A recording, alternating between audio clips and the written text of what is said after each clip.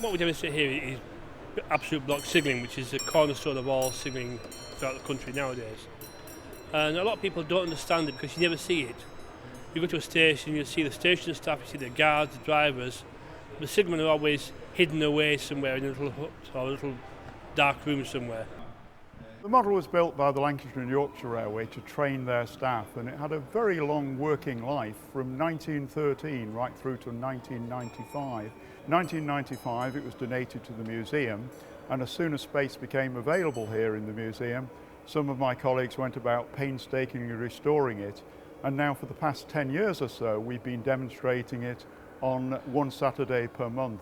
Welcome to the National Railway Museum, and welcome in particular to the Lancashire and Yorkshire Railways School of Signalling.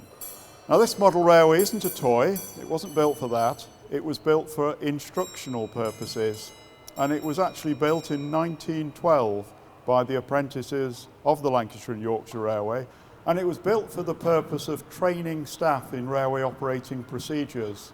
You need to imagine that these signalmen are actually located say 5 or 10 miles apart, so they can't see one another, they can't hear one another. They talk by a series of bell codes and telegraph instruments. We're going to show you just how that works. When I started on the railway in 1969, I trained on this layout when it was at Manchester Victoria, and from then on I've always had an interest in signalling. I've had an interest in signalling from being sort of 7 or 8 years of age, when there was a lad in my class at school whose dad was a signalman, and in the evening when my father used to take me watching the trains at Altrincham Station, he used to allow me to go into the signal box and sort of taught me signalling, and that was my career from then on, really.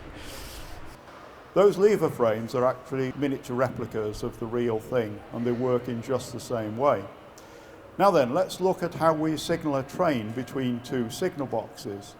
The signalmen themselves are responsible for making sure that the line is clear at their own signal boxes, but how does that work between two signal boxes that are say 5 miles apart?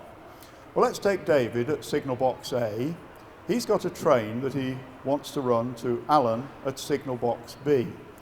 Alan is in charge of the section, so David needs to ask him for permission for a train to enter the section. And he does that by calling his attention to check he's there and alert, 1 beat on the bell. Alan repeats that 1 beat to say, yes, I'm listening. And David then passes his message. Now that message is going to be in the form of a question. And the question is going to be, is the line clear for an ordinary passenger train? All different types of trains have different codes, but the one for an ordinary passenger train is 3 pause 1.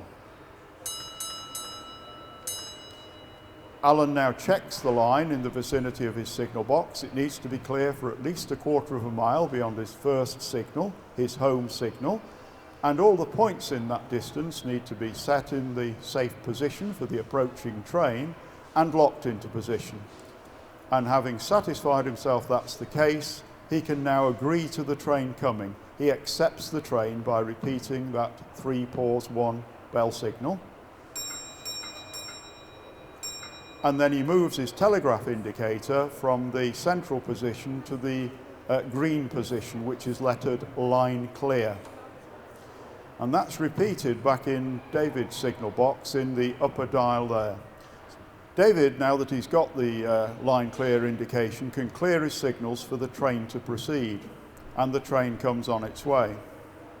I think it's really important that we help people to understand the basics of railway signalling. It's something that's a little bit in the background that not very many people know very much about, but I think it's a fascinating subject, and therefore it's a lot of fun to be able to demonstrate it to people.